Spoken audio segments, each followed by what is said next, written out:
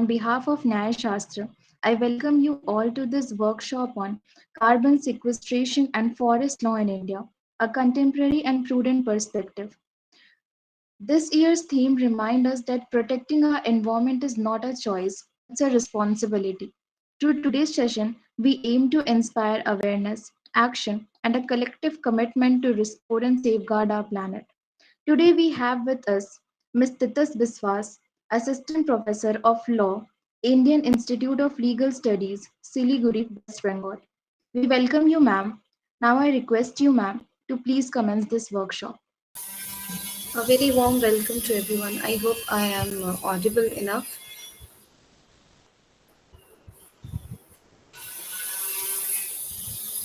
Yes, ma'am, you are audible. Okay. Good evening, everyone.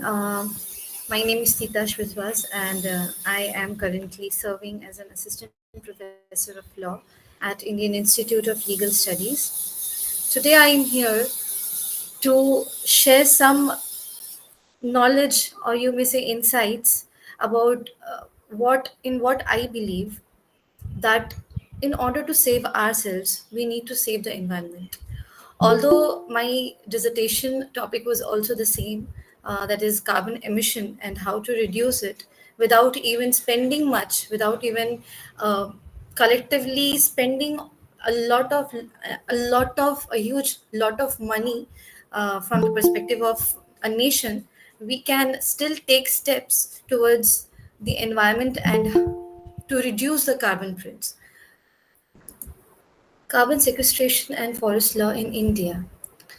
What is carbon sequestration? First of all, let us know the literal meaning of sequestration. Sequestration generally means to eradicate or to make it vanish, to eradicate its existence, to make sure that it doesn't exist anymore. But do we need to make the existence of carbon vanish? Let us move ahead and see. Carbon sequestration and forest law in India. How is forest serving its purpose here? How is forest relevant to carbon footprint and sequestration? We would learn hereafter.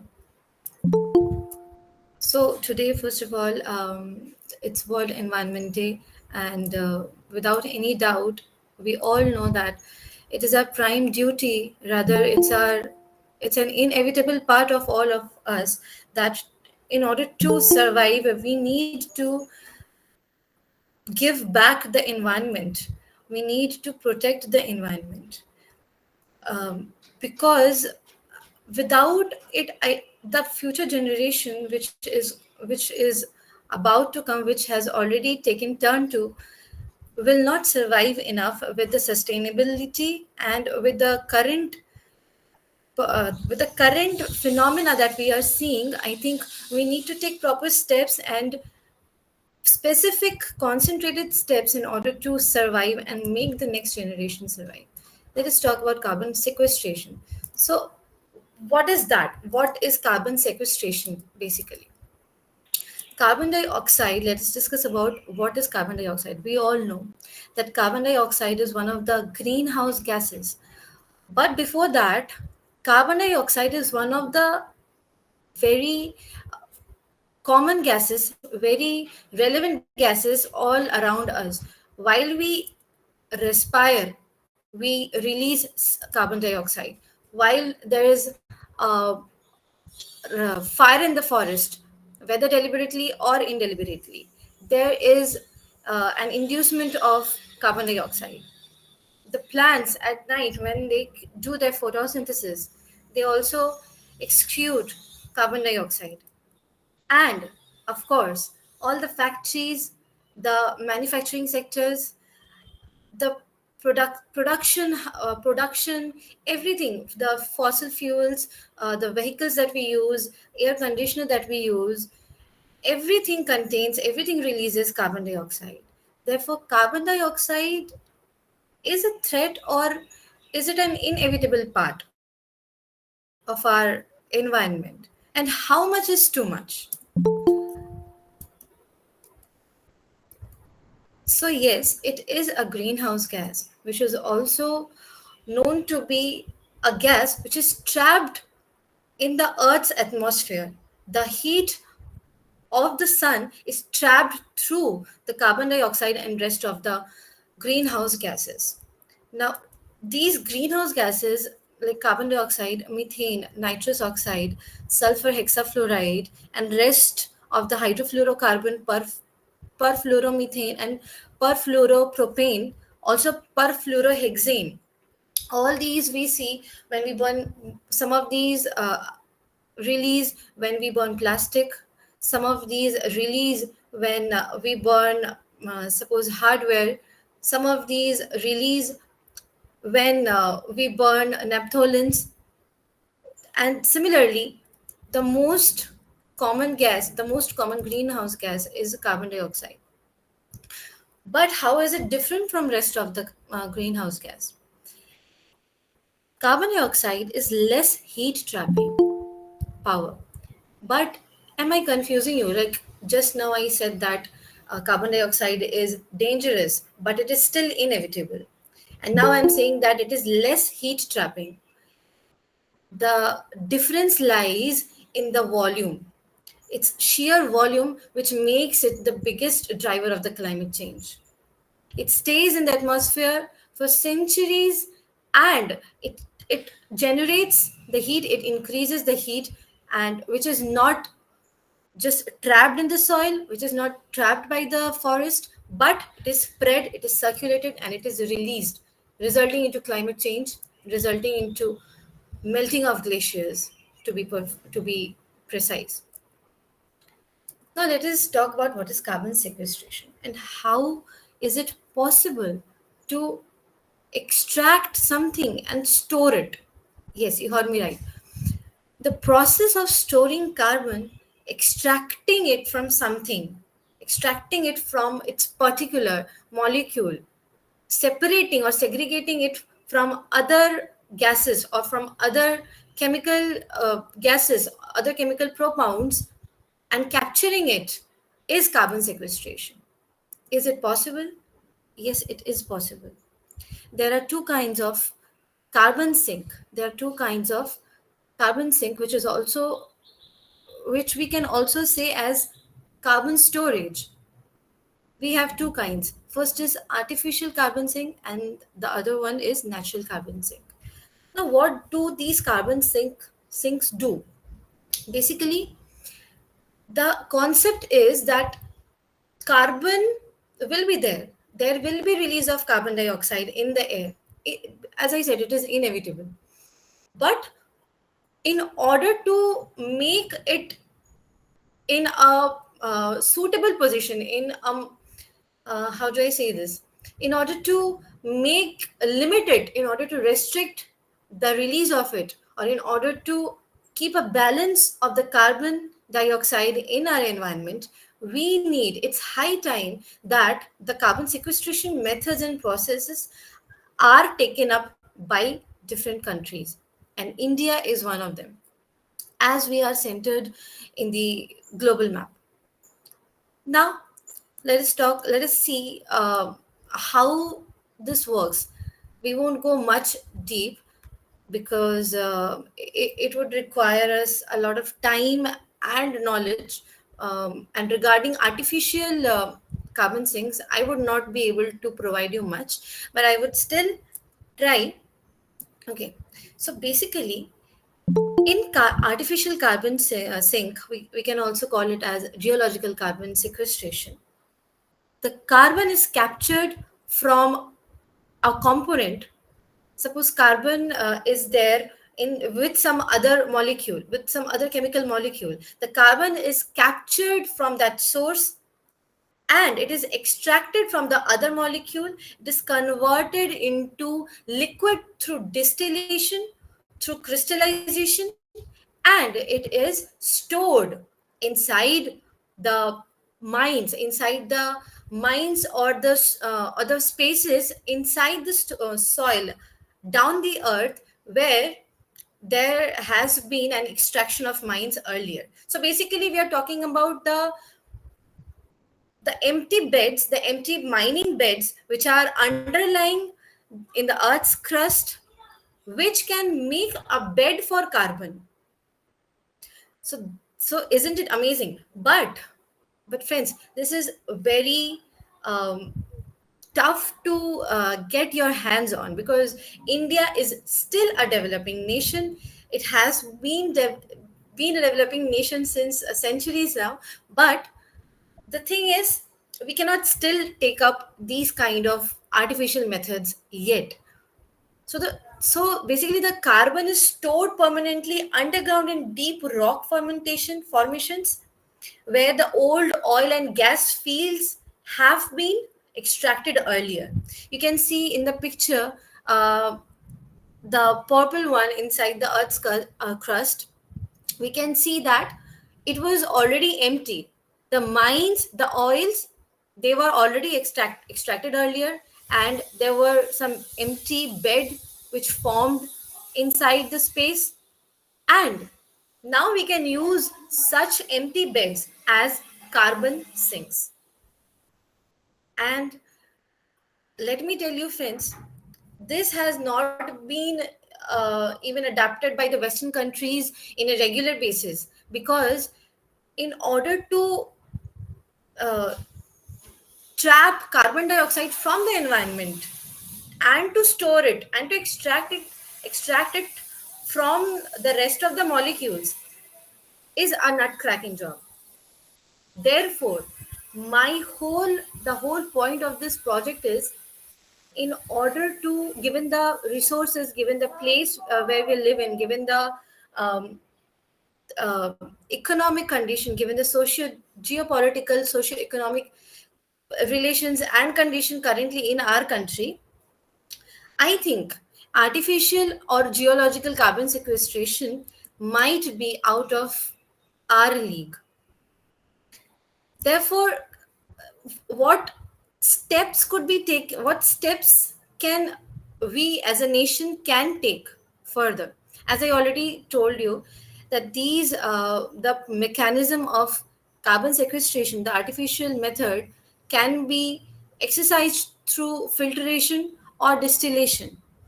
And while there is a pre-combustion carbon capture, the traditional fuels like coal and natural gas are first transformed into a synthetic gas, and they are mixed with other kind of gases, suppose hydrogen.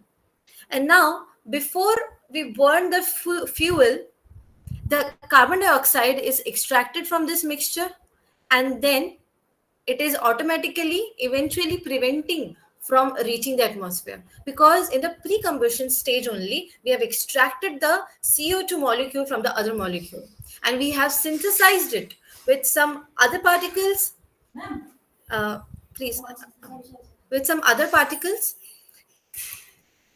Okay, as my paper is concentrating on the forest, basically how is it possible to trap all the carbon in the whole world, to be precise, India, to trap in a single forest, or to trap in a single segment which is forest. Is it possible? It has been going on in the same way, guys. The role of forest in the global carbon cycle has been huge, even though there are not much steps taken. But naturally, the natural phenomena is only protecting us.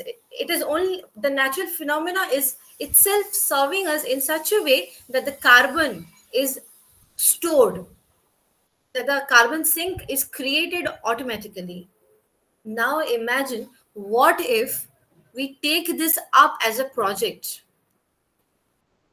Won't it be into 100 times better? I think it will be. Don't forests release CO2? Yes, it does. But then it comes back to the forest, and the forest stores the carbon with it, with the litters, through the dead plants, through the manures. Therefore, the forest plays a huge, crucial role by absorbing carbon dioxide while it is on the phenomena of its photosynthesis. Yes, of course, they are releasing carbon dioxide, but during their photosynthesis in the daylight time, the CO2 is mixed with. Uh, I think I think we should refer. Yeah, the carbon dioxide is basically converted into oxygen and then it is released through the trees in the daytime. Now, the trees and forests they plant as a natural carbon sequesters. As I told you earlier, it is not possible as um, it is not possible for this country to take up such projects which are out of the league of our nation, which is impossible and unrealistic to even set targets for. Now, how do forest sec- how does how this mechanism works? Let us see in a brief manner. The trees and forests, yes, they take carbon dioxide through tiny pores in their leaves, which is called stomata, and they draw up water from the soil from their roots. So basically, they are taking the gas, they are taking carbon dioxide from the environment, they are storing it in stomata, and while their roots are seeking water through the soil during photosynthesis, it is creating oxygen rather releasing carbon dioxide. It is releasing oxygen now. Now, using the energy of sunlight, trees transform carbon dioxide, as we all know, the process of photosynthesis, and water into oxygen, which they release back into the atmosphere. Now, how is this serving? How is this serving the, the reduction of carbon? It is the more preservation of forest, the more planting of forest, the more expansion of forest, the more carbon storage we do. They store the carbon in their trunks, branches, and roots. And in doing so, the forests are not only purifying the air, but they are also playing a huge role in the Earth's climate. Of course, you may have noticed the geographical differentiation of areas. Whenever there is, even though in a city, if you go to some place where you have dense trees, when you see, when you cannot see the sky but the trees on over your head, that feels a lot more calmer and more pleasant than the industrialized area. So what are the forest law in India, and are they even helping in uh, helping the nation in order to take up this step of carbon storage? We have three huge forest laws in India. First is Indian Forest Act 1927, Forest Conservation Act 1980, Forest Rights Act 2006. You know what is common in these acts? These statutes, they do not tell us how to protect. They simply have put penalties on not respecting or not following some of the provisions in the act. Now, what are these provisions? The common provisions under these acts are focused on differentiating the different kinds of forests. The forests which are reserved, the forests which are unreserved, the forests where you can go and dwell, the forests which you cannot even touch, you cannot even enter. And some of the exceptions goes for the last one, Forest Rights Act 2006, because it contains the scheduled tribes people, the indigenous people whose whole home depends upon the forest. I could have taken this point as well. The indigenous people and their right to live, because Their only home, their only home is destroying, deteriorating in our hands. The ones who are sitting in the comfort of chair, AC, fan, and everything. No, they are not complaining. They will not complain, but they just want their home to be protected. They just want their space to be left out by the other so-called civilized people. Now, India's forest, as I already stated, India's forest law conserve forest by regulating land use, restricting deforestation. Is it actually? Is it? While I was going through the Indian Forest Act and Forest Conservation Act, the penalties are merely 500 rupees. Penalties are merely 10,000 rupees. Now, these firms, the industrial firms, the big MNCs, who literally come from other countries in order to place or start or do a startup in India by by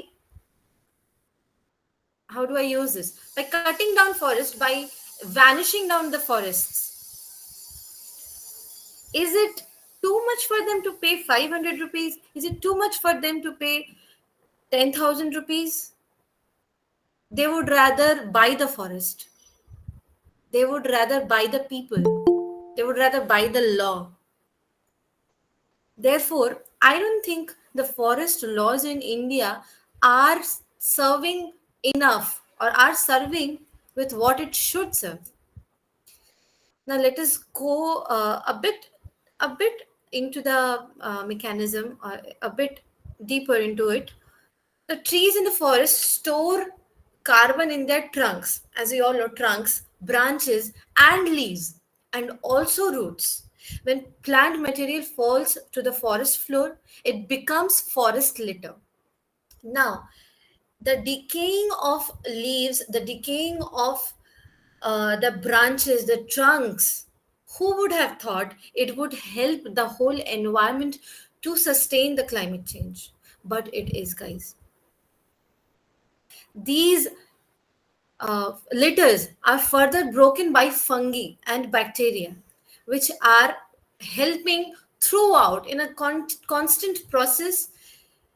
They're constantly compensating basically the climate change.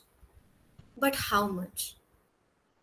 Now, during the process of decomposition, some carbon is released back into the atmosphere as carbon dioxide. I would not blind you by saying that no carbon dioxide is released back. They are, it is. But the proportion of storage of carbon and the proportion of the release of carbon, there is a difference. And the proportion and the weightage of storage of carbon is much more than the release of carbon dioxide. Now, some is also converted into stable forms, as I already discussed. Forests store carbon in soil, root systems, and undergrowth in addition to trees.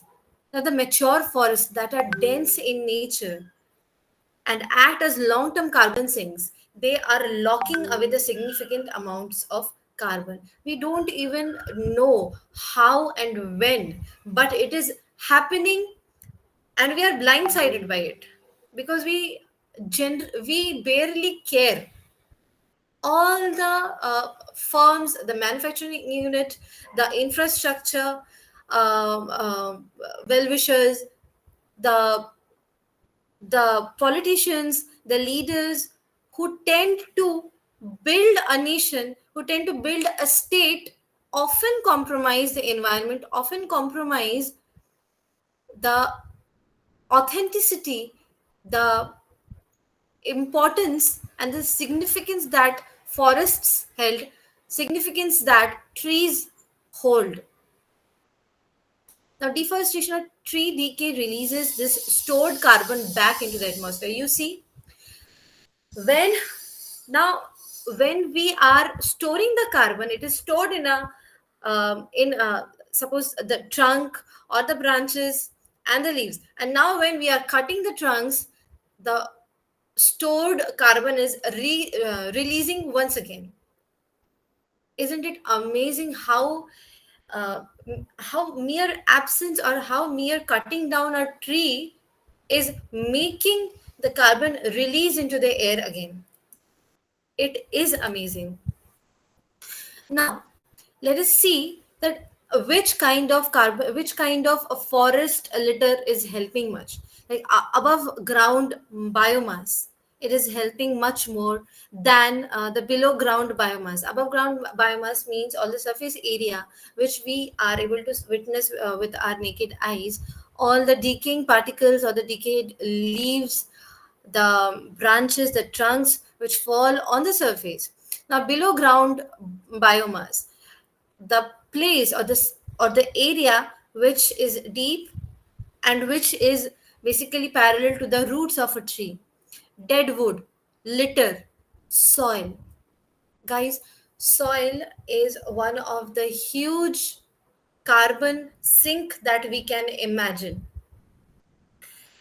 But I often, even if I like in my area where I live, I barely see soil because it's all concrete now.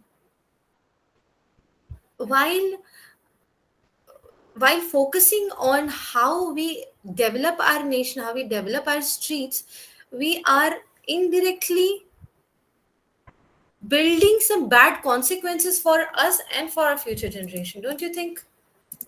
India's contribution now in forest carbon sink, is India contributing? Yes, it is. I would not say no, but the method or the how do I say this? The initiatives or the yes, the initiatives are much low than what it is needed. As per the latest report of Forest Report of India 2023, the total forest cover of India in 2023 is 7 lakh 15,343 square kilometer, which is quite an impressive amount, because in our further in our further slide we'll see the states which are actually contributing into carbon sinks. Now, the current assessment records a net gain of 156.41 square kilometer, as the last record of 2021 was 7,13,789 square kilometer. Although it is a small step, it is a small growth, I would say something is always better than nothing. And when it is serving the purpose of saving the future generation, disguise saving the environment, I think it is perfectly adaptable. I think it is perfectly appropriate. Now, India aims to create an additional carbon sink of 2.5 to 3 billion tons of carbon dioxide equivalent through increased forest and tree cover by 2030. Now, what do we mean by this, guys? This is a target which is created by, which is focused or channelized by India itself, and it aims to create an additional carbon sink of 2.5 to 3 billion tons of carbon dioxide. It means you might require more than 7 lakh 1500 350 343 square kilometer forest area. In order to do that, initiatives must be taken. In order to do that, we have to also see escalate through our forest laws, and I think we should grow with time. The statutes must grow with time. Now, according to this slide, I have extracted this information from Forest Report of India 2023. Arunachal Pradesh is one of the highest. Is one of the no. It is one. It is the highest states with highest foreign carbon stock. Now, what is this carbon stock? Nothing. It's simply indicating that there's a huge carbon sink through forest areas in that state, because the more forest we have, the more dense, the denser for the dense the forest, the more we are storing the carbon. Hence it is reflecting how Arunachal Pradesh has taken the steps, it has taken initiatives, it has taken prudence into saving the environment. It has taken prudence into at least taking care of its own area, its own geographical area, by not cutting down the forest in order to just compromise it against the infrastructure or the so-called development. We have Madhya Pradesh, Chhattisgarh, Maharashtra, and Odisha as well. All of these areas have also these all of these states have national parks to them as well, the sanctuaries as well.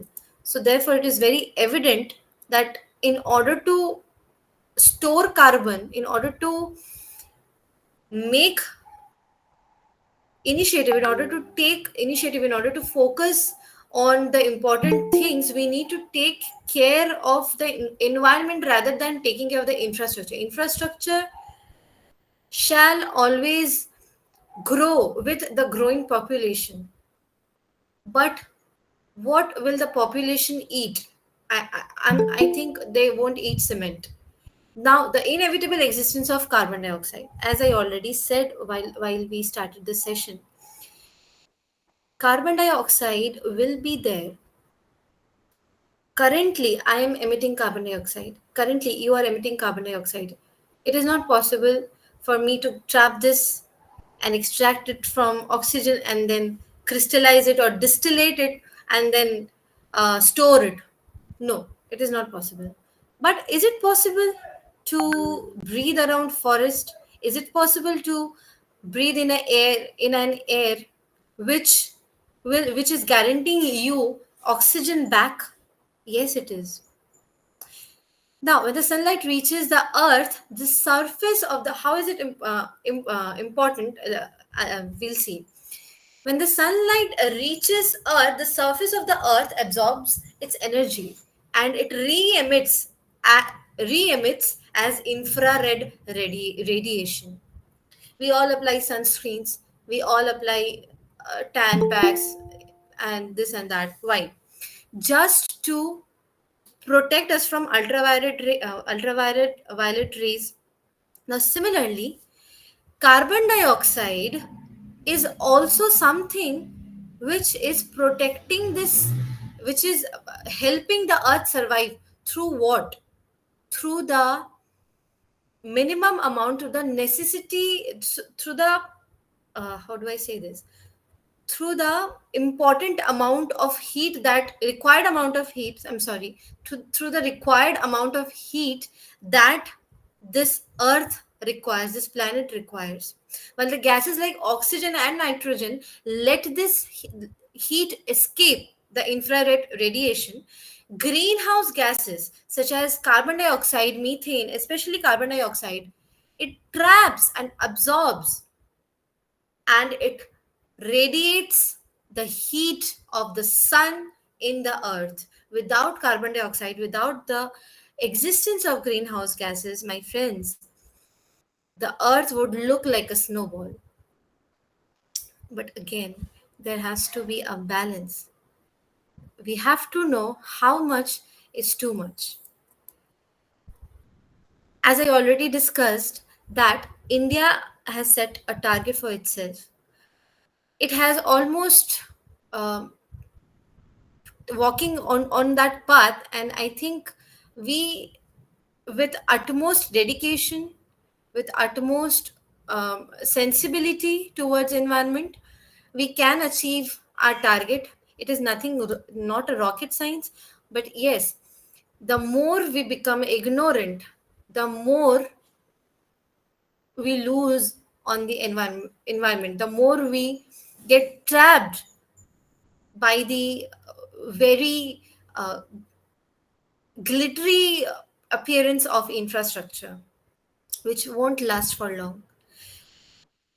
What is the solution?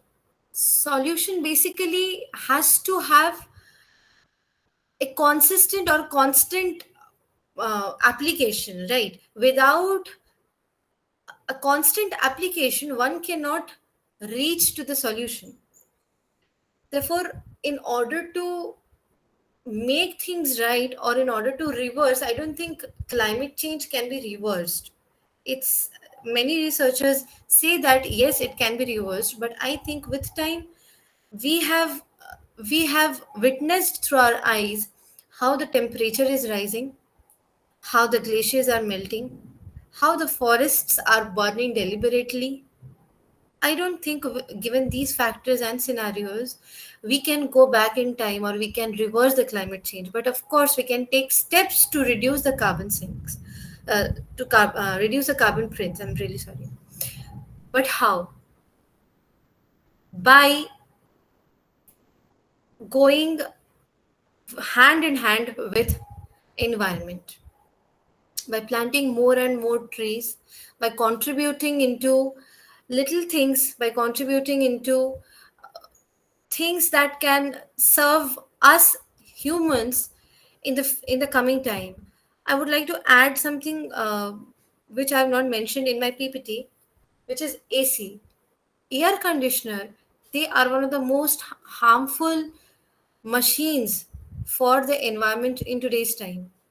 They release huge amount of carbon dioxide. I wish we could, the whole world could switch off air conditioner for at least 2 hours. Maybe it could help a bit.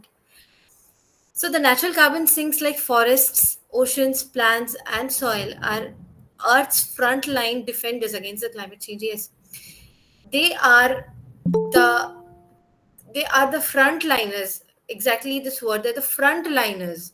Rest exist. Yes, they do. But is it possible? Is it feasible for us?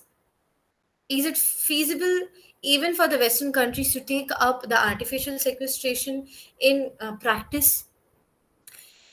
If it were, it would have been here in existence right now, but it is not. Yet, the relentless human activities and intervention, especially deforestation and burning of fossil fuels, they will overwhelm these natural systems, and they will anyway help the carbon dioxide, the carbon emission, to go to a point far beyond what is required. I think that was all I wanted to share with you all. Basically, my project, this my PPT, through my PPT, I wanted to tell you all, or wanted to send this message, that I know we are not MNCs, I know we are not a huge corporation, we are not industrialists, but in our hand we have the capacity, we have that, we own that ability to curb this deterioration to some extent, as much as it is possible. Through forest, we can generate carbon sinks. Through forest, we can store carbon. And it is needless to say that plant more and more trees wherever you find. Nobody will punish you. I don't think they will. Plant more and more trees, invest into environmental projects, contribute into environmental projects. There are projects where people ask for donations because they in order to build a forest on their own. There's a couple in Bangalore who have literally built their their farmhouse into a forest. Won't that help? That will help. That will help big time. So these are some of the small steps which we can take, and of course, it goes needless to say that we should ban using some of the uh, products, some of the chemicals which harms the nature. I know it is not the time to say that we should ban everything, which is not possible in today's date, because we are still a developing nation, as I already stated. Let's see what happens in 2030. But all I wanted to say from my side is that you and I, we can contribute to this thing. We can contribute to our future generation and to the current generation, if possible, by doing these things, by contributing little things from our end. And with that, I would like to conclude my presentation here. Thank you.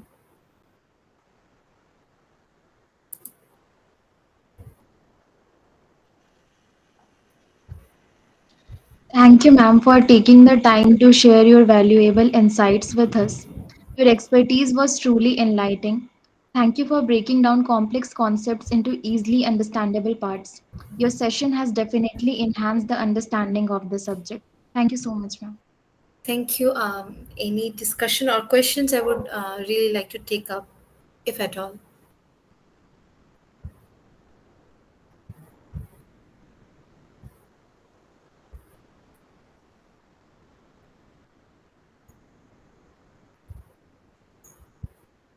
I guess there are no questions.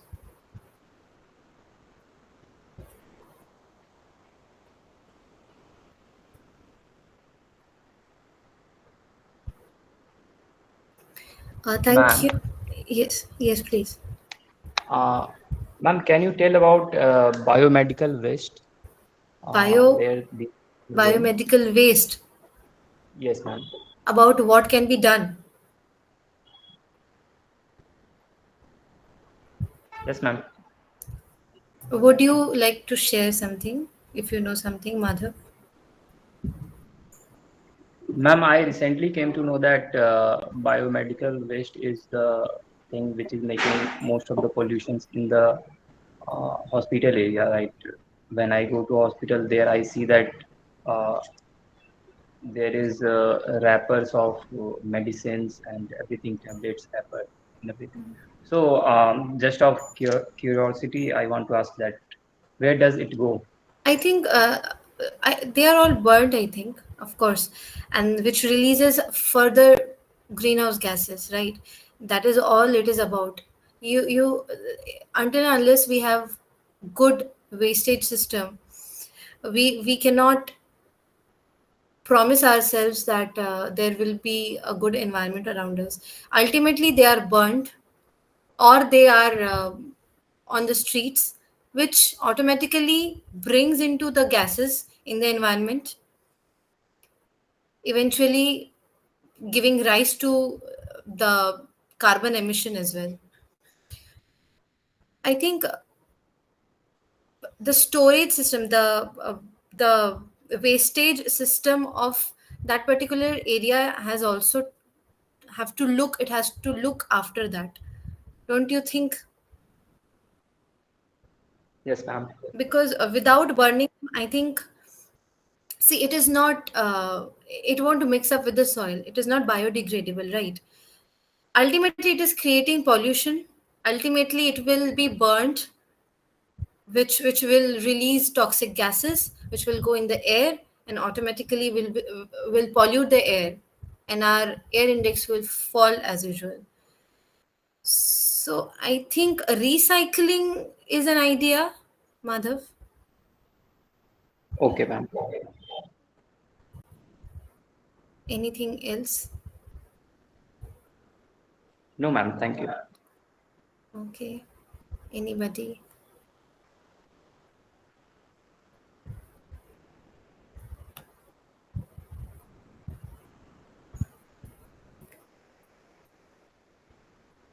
Okay, I think there are no questions.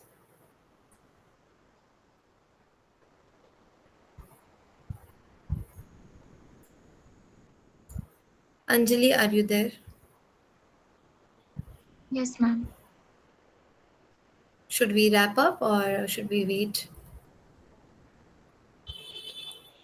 I guess there is no questions, so we should wrap up. Okay. Thank you everyone for joining and listening to me.